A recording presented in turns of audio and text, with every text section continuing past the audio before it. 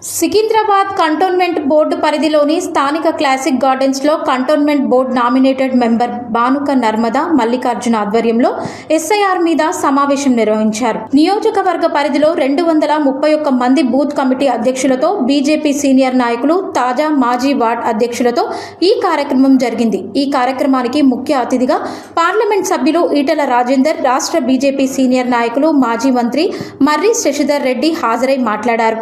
ఈ కార్యక్రమంలో Secunderabad parliament incharge Rajasekhar Reddy, జిల్లా ఇన్ఛార్జ్ నందనం దివాకర్, జిల్లా అధ్యక్షులు భరత్ గౌడ్, కన్వీనర్ విజయానంద్, బిఎల్ఏబి ఎన్ శ్రీనివాస్, స్థానిక బీజేపీ నాయకులు, కార్యకర్తలు హాజరయ్యారు.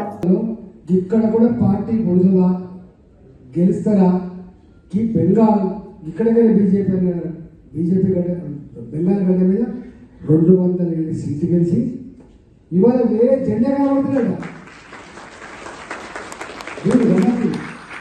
వారికి మొత్తం ఆఫీస్ అన్ని మన రంగు కాషాయం రంగు వేసి మన బీజేపీ అనేది వేసేది ఒకటే రోజు. పవర్ అనేది ఏముంటుందో మీరు గుర్తుపెట్టుకోండి.